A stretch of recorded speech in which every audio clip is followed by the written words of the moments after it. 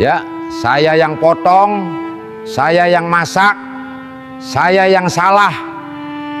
Di sebuah kota kecil Ponorogo, ada warung bakso legendaris yang selalu ramai pelanggan.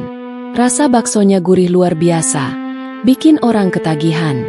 Tapi ternyata di balik kenikmatan itu tersimpan rahasia gelap. Sang pemilik warung menggunakan daging manusia sebagai bahan baku. Selama berhari-hari, para pelanggan tanpa sadar menyantapnya. Misteri ini terbongkar setelah seorang pemuda curiga dengan hilangnya temannya. Penyelidikan yang penuh ketegangan membuka kenyataan kejam, mengguncang seluruh kota, dan memberi pelajaran pahit tentang kerakusan dan dosa yang disembunyikan. Di sebuah sudut kota Ponorogo, berdirilah sebuah warung bakso sederhana dengan ket tembok kusam dan spanduk pudar tertulis Bakso Pak Sardi.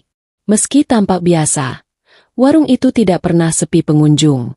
Dari pagi hingga malam, selalu ada orang yang datang, duduk di kursi kayu, lalu menyeruput kuah panas dengan wajah puas.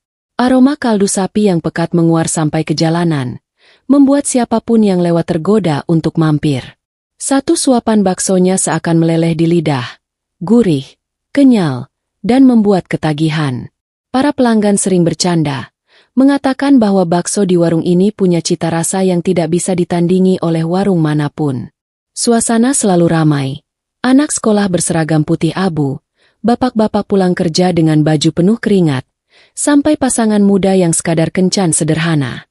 Semua tertawa sambil menikmati hidangan, seakan lupa dengan penat sehari-hari.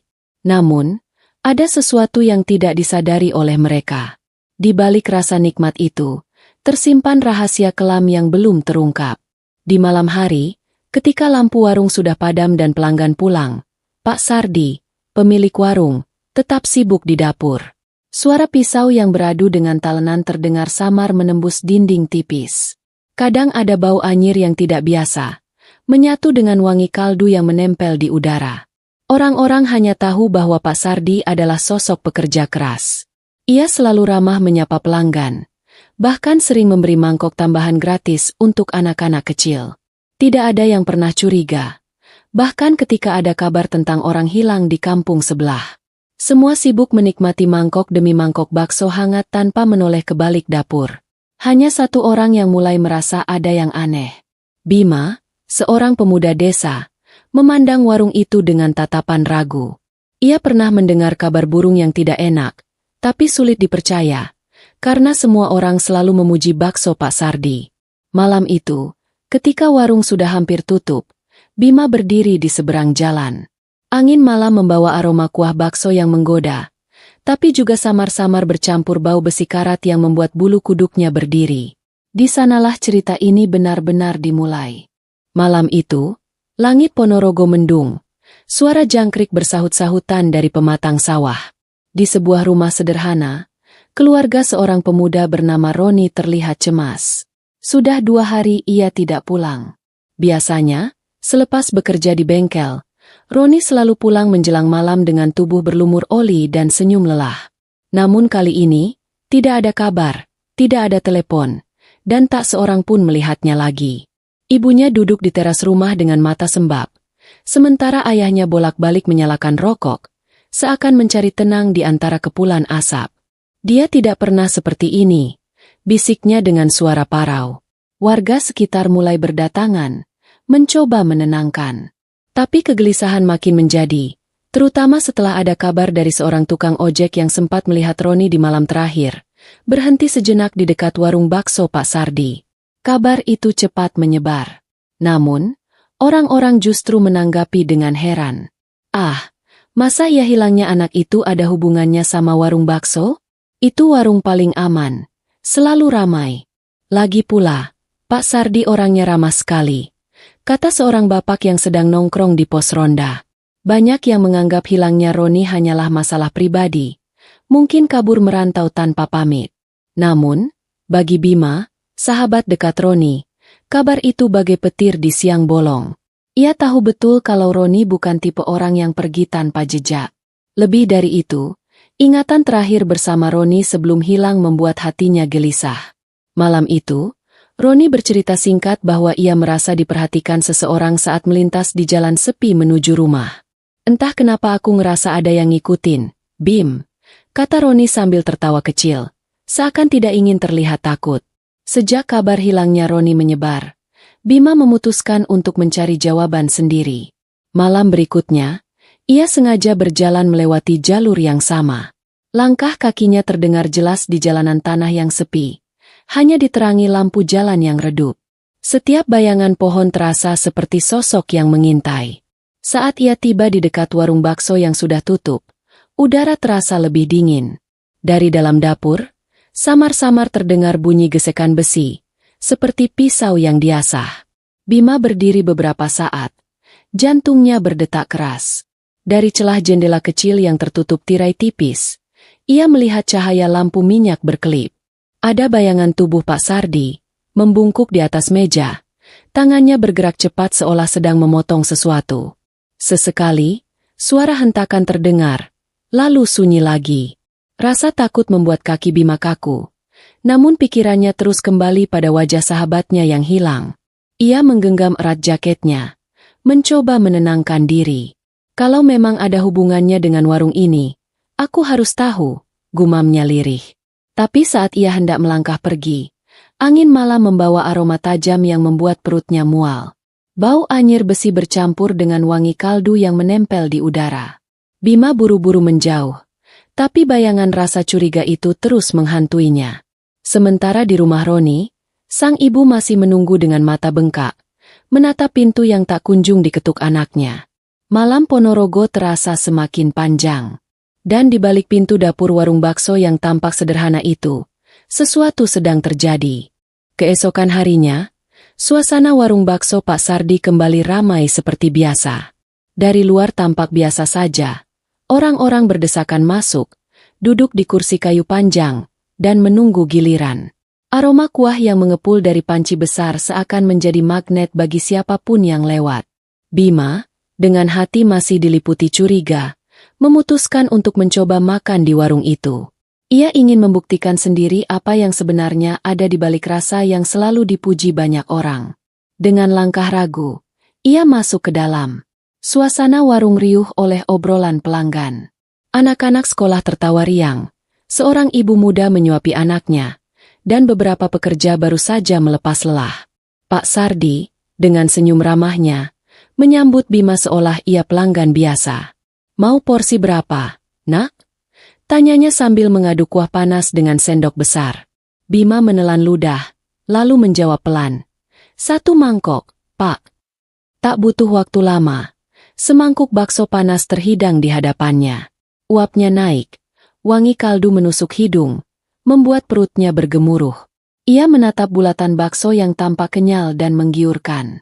Dengan tangan gemetar, ia mengambil sendok, mencelupkan ke kuah, lalu mencicipi sedikit.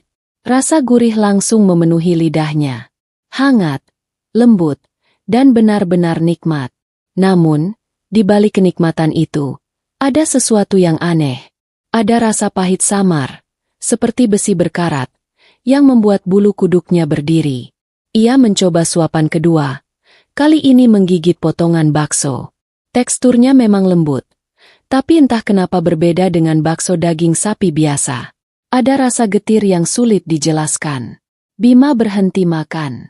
Jantungnya berdegup kencang, sementara di sekitarnya para pelanggan lain tetap menikmati dengan lahap, tanpa ada satupun yang merasa curiga. Mereka bahkan memuji keras-keras. "Enak banget, Pak Sardi. Nggak ada lawan," seru seorang bapak sambil menambah mangkok keduanya. Bima memperhatikan wajah-wajah mereka.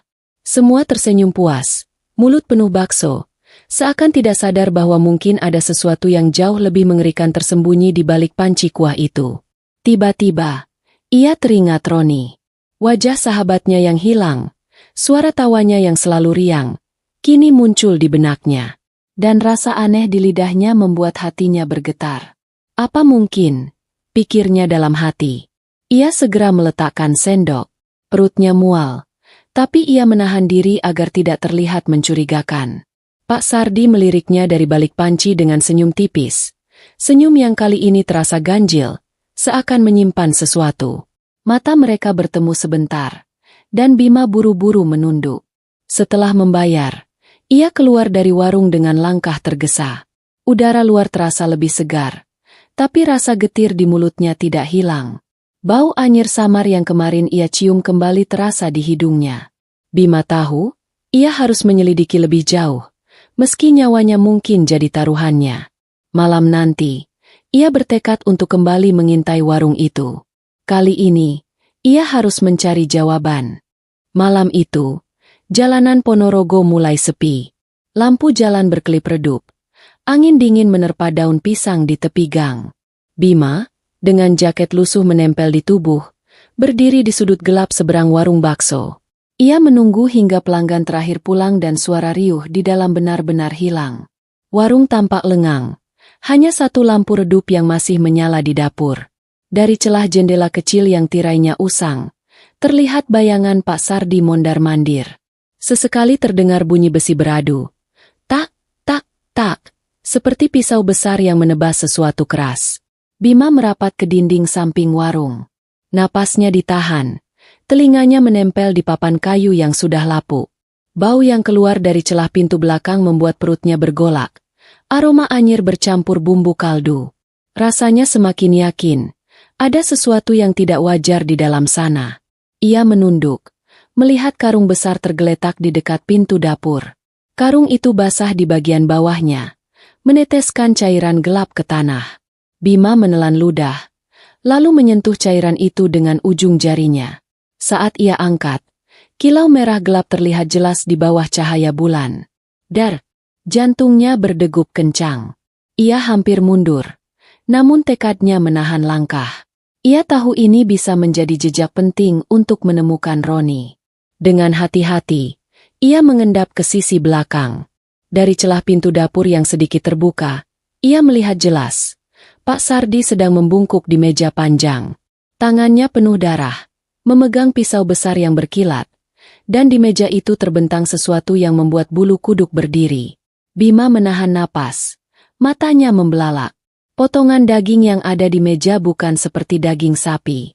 Bentuknya menyerupai lengan manusia, masih segar, dengan jari-jari yang kaku. Pak Sardi memotong dengan tenang, seakan sedang memotong daging biasa untuk dimasak. Wajahnya tanpa ekspresi, hanya sesekali ia menyeka keringat di dahi.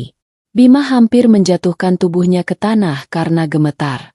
Tangannya menutup mulut agar tidak menjerit. Saat itu juga, dari dalam warung terdengar suara ember digeser. Ia melihat ada ember besar di sudut dapur, berisi potongan tubuh lain yang tercampur air merah pekat. Tiba-tiba, Pak Sardi berhenti memotong dan menoleh ke arah pintu belakang. Bima segera tiarap, menempel di tanah. Nafasnya tercekat.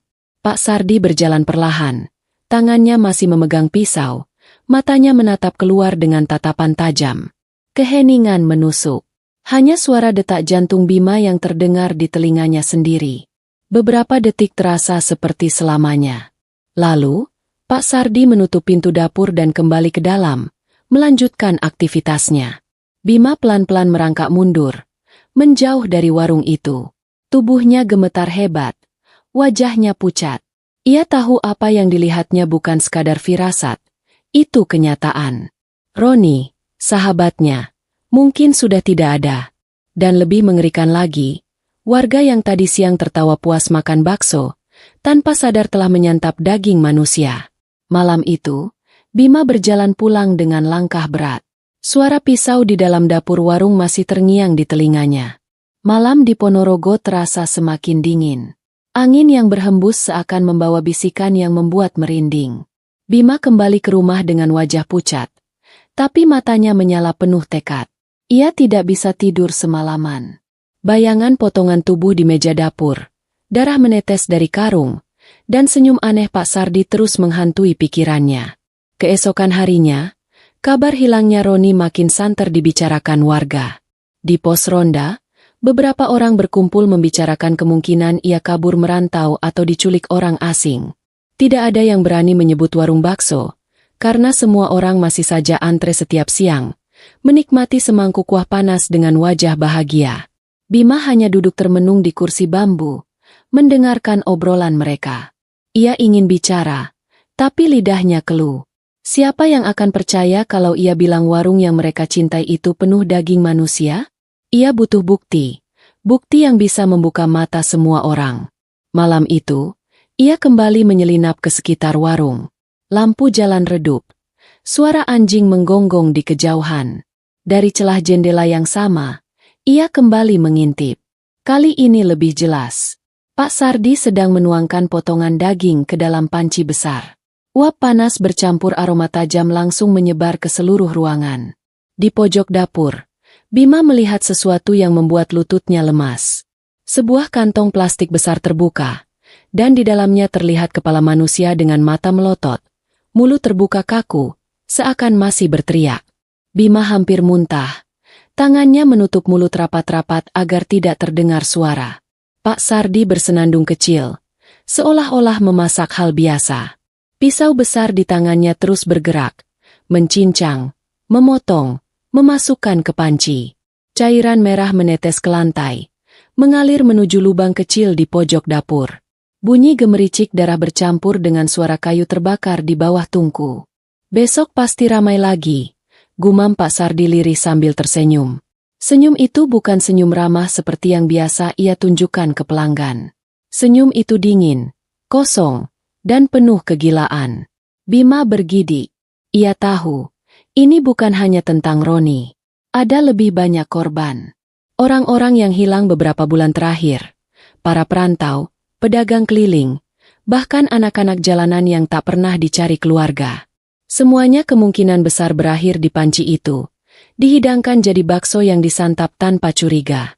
Sadar waktunya sempit, Bima meraih ponselnya, mencoba merekam dengan kamera dari celah kecil. Namun tiba-tiba lantai kayu yang diinjaknya berderit.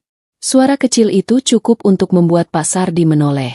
Matanya menajam, kepala sedikit miring, seperti binatang buas yang mencium bau mangsa. Siapa di luar sana? Suaranya berat, menggema di ruangan sunyi. Bima langsung mundur, menahan napas, tubuhnya menempel di tanah. Ia mendengar langkah kaki Pak Sardi mendekat ke pintu belakang. Gagang pintu berderit pelan saat diputar. Dalam detik itu, darah Bima seakan berhenti mengalir. Kalau ia tertangkap, mungkin ia akan jadi potongan berikutnya di panci besi itu. Keesokan harinya, warung bakso Pak Sardi kembali dipenuhi pelanggan. Tak seorang pun menyadari apa yang terjadi di balik dapur malam sebelumnya. Orang-orang datang dari berbagai penjuru, ada yang berjalan kaki, ada yang naik sepeda motor, bahkan ada yang sengaja datang jauh-jauh karena mendengar kabar kelezatan bakso itu. Suasana riuh rendah. Panci besar di atas tungku mendidih, mengeluarkan uap panas yang menebar ke seluruh ruangan. Aroma gurih kaldu bercampur bawang goreng membuat perut siapa saja langsung keroncongan. Anak-anak tertawa riang sambil menunggu, para bapak bercanda, dan ibu-ibu sibuk mengobrol sambil menyuapi balita. Pak Sardi melayani dengan cekatan, wajahnya ramah seperti biasa. Ia mengaduk panci, menciduk bakso dengan sendok besar, dan menuangkan kuah hangat ke mangkok-mangkok yang sudah ditata rapi. Tak ada yang curiga, semua mata hanya fokus pada makanan di depan mereka. Bima duduk di pojok warung, memperhatikan satu persatu pelanggan yang melahap dengan lahap. Sendok beradu dengan mangkok. Suara seruputan kuah terdengar bersahut-sahutan. Ada yang sampai menambah porsi kedua, bahkan ketiga, dengan wajah penuh semangat. Namun, bagi Bima, setiap suapan yang masuk ke mulut mereka terasa seperti mimpi buruk. Ia tahu apa yang sebenarnya ada dalam bakso itu. Ia tahu, rasa gurih yang membuat semua orang ketagihan berasal dari sesuatu yang mengerikan.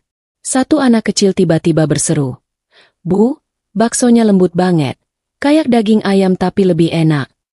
Ibunya tersenyum bangga seolah itu pujian untuk Pak Sardi. Sementara di sudut lain, seorang lelaki dewasa tertawa keras sambil berkata, "Ini bakso paling nikmat seumur hidupku. Nggak ada yang bisa ngalahin." Bima merasa perutnya mual. Bayangan wajah Roni, sahabatnya yang hilang, muncul di benaknya. Apakah mungkin daging yang kini sedang dikunyah pelanggan itu adalah bagian dari tubuh Roni? Pertanyaan itu membuat tengkuknya dingin. Ia ingin berteriak, ingin memperingatkan semua orang, tapi mulutnya terkunci. Bagaimana kalau ia tidak dipercaya? Bagaimana kalau Pak Sardi langsung menutupinya dan semua bukti hilang? Matanya lalu tertuju pada panci besar di dapur yang masih mengepul. Dari posisinya, ia bisa melihat noda merah di tepian panci, samar tapi jelas bagi orang yang memperhatikan. Sesekali, Pak Sardi melirik ke arahnya. Tatapan singkat, penuh arti, seolah berkata, "Diamlah, atau kau yang jadi berikutnya." Di luar, dua orang warga sedang berbincang soal hilangnya seorang pemuda lain dari desa sebelah. Mereka menyebutnya hanya rumor. Tapi wajah Bima kian pucat. Ia tahu betul, itu bukan kebetulan. Setiap orang yang hilang punya satu kesamaan. Semuanya terakhir terlihat di sekitar warung bakso ini. Sementara itu, di dalam warung, suara tawa, senda gurau, dan seruputan kuah masih terus terdengar. Tak ada yang sadar. Mereka semua sedang menyantap sesuatu yang jauh melampaui batas kemanusiaan. Dan malam nanti, Bima bertekad tidak hanya mengintai. Ia harus menemukan bukti yang nyata, meski nyawanya bisa jadi taruhan. Malam kembali turun di Ponorogo. Hujan rintik-rintik mengguyur pelan, membuat jalanan licin dan sunyi. Bima berdiri di sudut gelap dengan payung lusuh. Matanya terus menatap warung bakso yang kini telah menutup pintu. Lampu bagian depan sudah padam, tapi dari dapur masih terlihat cahaya redup berkelip. Ia tahu malam ini adalah waktunya. Tidak cukup hanya melihat, ia harus masuk dan menemukan bukti. Dengan langkah pelan, ia mendekat ke pintu belakang. Suara air hujan menutupi derit lantainya, membuatnya lebih leluasa. Namun, detak jantungnya begitu keras sampai terasa bergema di telinga sendiri. Saat ia hampir menyentuh gagang pintu, suara itu datang. Suara berat, dingin, yang membuat darahnya membeku. "Sedang apa kau di sini, Bima?" Tubuh Bima kaku. Pak Sardi berdiri hanya beberapa langkah di belakangnya. Wajahnya basah oleh hujan, matanya menatap tajam. Tangan kanannya memegang pisau besar yang berkilat terkena cahaya lampu dapur. Senyum tipis muncul di wajahnya. Senyum yang bukan lagi ramah, melainkan menakutkan. Bima mundur perlahan. Tangannya gemetar. Aku cuma lewat, Pak." Suaranya bergetar. Pak Sardi melangkah maju. Pisaunya meneteskan air hujan. "Kau pikir aku tidak tahu, hah? Dari kemarin kau mondar-mandir, mengintip, menatap warungku seperti maling. Kau kira aku tidak sadar?" Bima ingin lari. Tapi kakinya berat. Hujan deras semakin turun, menciptakan suasana mencekam. Jalanan sepi, hanya suara air menetes dan gonggongan anjing dari kejauhan. Tiba-tiba, pintu belakang warung terbuka lebar. Dari dalam, terlihat panci besar yang masih mengepul. Bau anyir bercampur bumbu menyebar ke udara. Bima melirik sebentar, cukup untuk melihat ember besar di sudut dapur, terisi potongan daging yang bukan milik hewan. Pak Sardi tersenyum dingin. "Kau ingin tahu apa rahasiaku? Masuk, aku tunjukkan semuanya." Bima menelan ludah. Matanya liar mencari jalan kabur. Ia melangkah mundur, tapi kakinya terpeleset genangan air, membuatnya jatuh terduduk. Pisau di tangan Pak Sardi terangkat, berkilat dalam cahaya hujan. Dalam kepanikan, Bima meraih batu di dekat kakinya dan melempar sekuat tenaga. Batu itu mengenai lengan Pak Sardi, membuat pisaunya terlepas sejenak. Bima langsung bangkit dan berlari sekuat tenaga ke arah gang sempit di samping warung. Pak Sardi berteriak, suaranya parau. "Kau tidak akan bisa kabur, Bima. Aku akan membuatmu jadi bakso paling lezat." Suara langkah kaki berat mengejar di belakang, bercampur dengan bunyi hujan dan detak jantung Bima yang nyaris pecah. Gelapnya malam membuat pandangan terbatas. Setiap bayangan pohon terasa seperti sosok yang mengintai. Bima terus berlari, nafasnya terengah, tubuhnya gemetar. Ia tahu, malam ini adalah titik balik. Kalau ia tertangkap, ia akan berakhir di dalam panci itu. Tapi kalau ia berhasil lolos, ia harus segera mencari cara untuk membongkar rahasia keji ini di depan semua orang. Dan di belakangnya, suara langkah Pak Sardi semakin dekat. Hujan deras malam itu tidak mereda. Bima berlari sekuat tenaga melewati gang sempit. Napasnya memburu. Jantungnya berdegup seperti hendak pecah. Di belakang, suara langkah kaki berat Pak Sardi terus menghantui, kadang disertai tawa dingin yang membuat bulu kuduk meremang. Beruntung, Bima berhasil lolos masuk ke sebuah rumah kosong di ujung gang. Nafasnya tersengal, tubuhnya basah kuyup, tapi matanya penuh tekad. Ia tahu, ini sudah terlalu jauh. Nyawanya nyaris melayang, dan kalau ia diam, lebih banyak orang akan menjadi korban. Keesokan paginya, Bima memberanikan diri mendatangi kantor polisi. Dengan suara bergetar, ia menceritakan semuanya. Potongan tubuh di ember, darah yang menetes dari karung, panci besar yang mendidih penuh rahasia. Awalnya, para petugas hanya saling pandang. Sulit mempercayai cerita yang terdengar seperti mimpi buruk. "Anak muda, kau yakin tidak salah lihat?" tanya salah satu polisi dengan dahi berkerut. Namun Bima tidak menyerah. Ia menunjukkan rekaman singkat dari ponselnya yang diambil saat mengintip malam sebelumnya. Gambar memang goyah, samar tertutup tirai, tapi jelas terlihat bayangan seseorang sedang memotong lengan manusia. Suara gesekan pisau dan tumpahan cairan kental menambah bukti kuat. Polisi yang tadinya ragu mulai serius. Sore harinya, mereka mengatur operasi penggerebekan diam-diam. Beberapa anggota berpakaian preman menyamar sebagai pelanggan, sementara tim lain bersiaga di luar. Bima ikut mendampingi, meski tubuhnya masih gemetar karena trauma. Warung bakso tetap ramai seperti biasa. Orang-orang antre, wajah penuh senyum, mulut sibuk mengunyah. Pak Sardi melayani dengan tenang, seolah tidak ada yang terjadi. Namun, mata Bima menangkap sesuatu. Ada noda merah samar di lengan bajunya, bekas darah yang belum sempat ia cuci. Saat suasana sedang ramai, seorang polisi memberi isyarat. Tim segera bergerak ke dapur. Pintu didobrak keras. Suara kayu pecah mengejutkan seluruh pelanggan. Dalam sekejap, jeritan memenuhi ruangan. Dapur yang selama ini tertutup akhirnya terlihat jelas. Panci besar di atas tungku mengepulkan uap pekat. Di sebelahnya, ember-ember besar berisi potongan tubuh manusia, sebagian masih utuh dengan wajah yang bisa dikenali. Bau anyir bercampur kaldu langsung menusuk hidung, membuat beberapa polisi muntah di tempat. Seorang ibu menjerit histeris ketika melihat potongan tubuh yang dikenali sebagai anaknya yang hilang berbulan lalu. Pelanggan lain menutup mulut, sebagian lari terbirit-birit, ada yang pingsan di tempat. Warung yang tadinya penuh tawa berubah jadi neraka dalam sekejap. Pak Sardi mencoba melawan. Ia meraih pisau daging dan mengacungkannya ke arah polisi. Matanya melotot.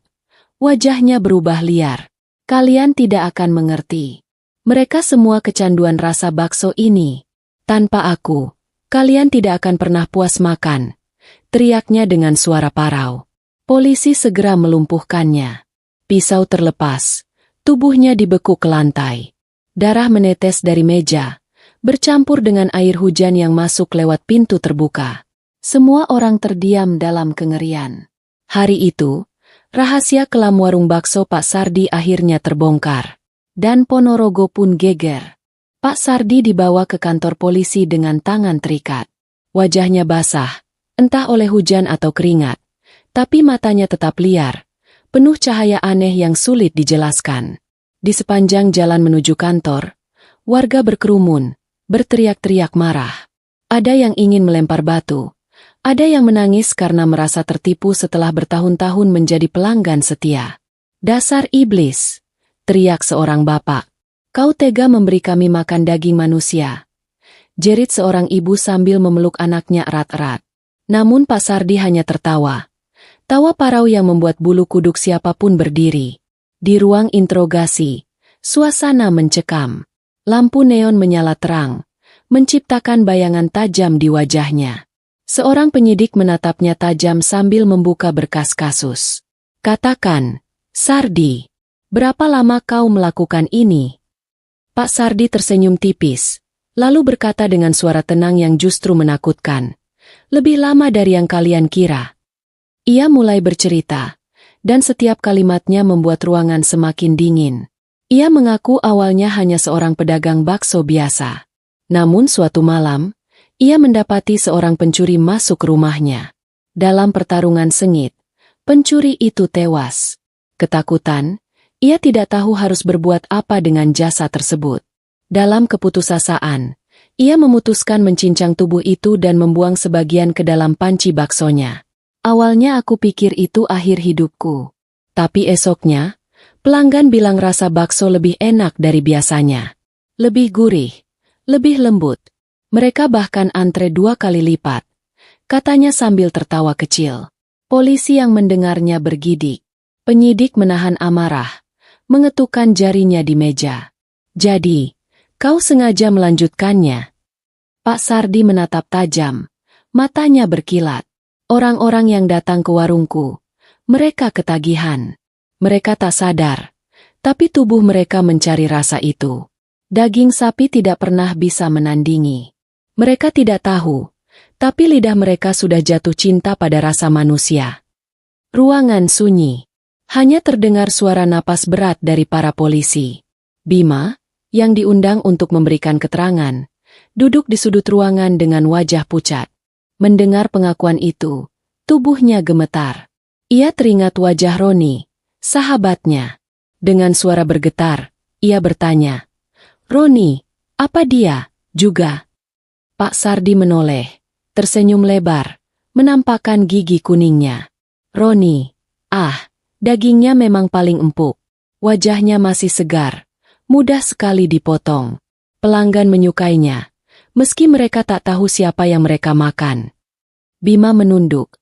Tangannya mengepal erat hingga buku jarinya memutih. Air mata menetes, bercampur dengan amarah yang nyaris meledak. Polisi segera menahan Bima agar tidak menyerang. Sementara itu, Pak Sardi kembali tertawa. Suara tawanya menggema di ruangan.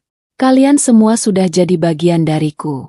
Kalian semua sudah makan apa yang kumasak. Kalian semua sama kotor denganku." Teriakan marah dari luar ruangan terdengar semakin keras. Warga menuntut hukuman seberat-beratnya. Pengakuan itu membuat seluruh kota Ponorogo gemetar, bukan hanya karena kejahatan yang terungkap, tapi juga karena rasa bersalah. Mereka sudah berhari-hari memakan sesuatu yang tidak pernah mereka bayangkan. Hari itu, Ponorogo benar-benar geger. Kabar tentang warung bakso manusia menyebar cepat ke seluruh kota, bahkan keluar daerah. Wartawan berdatangan. Kamera televisi menyorot wajah-wajah warga yang masih trauma. Jalan depan kantor polisi dipenuhi orang-orang yang marah, menuntut keadilan. Di dalam sel besi, Pak Sardi duduk diam. Wajahnya pucat, senyumnya sudah hilang, tapi matanya tetap tajam.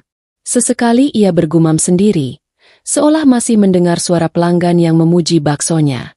"Enak, gurih, tak ada tandingannya," katanya lirih, membuat bulu kuduk penjaga berdiri. Sementara itu, keluarga korban berkumpul di alun-alun, membawa foto orang-orang yang hilang. Tangisan pecah di mana-mana.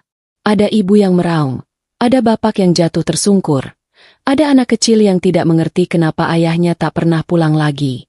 Semua kesedihan itu berpadu jadi satu, menjadi luka besar yang tidak akan mudah sembuh. Bima berdiri di tengah kerumunan. Wajahnya sayu. Ia dipeluk oleh Ibu Roni yang menangis terseduh. "Terima kasih, Nak. Kalau bukan karena kamu, rahasia ini tidak akan pernah terbongkar." Kata-kata itu membuat dada Bima sesak. Ia merasa lega karena sudah menemukan kebenaran. Tapi hatinya hancur karena sahabatnya tidak akan pernah kembali. Polisi mengumumkan hasil penyelidikan. Dari dapur warung, mereka menemukan sisa-sisa belasan korban. Beberapa di antaranya sudah dikenali. Fakta itu membuat warga terdiam, lalu menangis bersama. Mereka merasa jijik, merasa bersalah, karena selama ini telah memakan bakso yang dibuat dari daging manusia.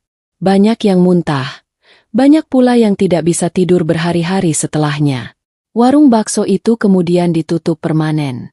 Spanduk lusuh bertuliskan, "Bakso Pak Sardi," dicopot. Dindingnya dipalang dengan kayu besar.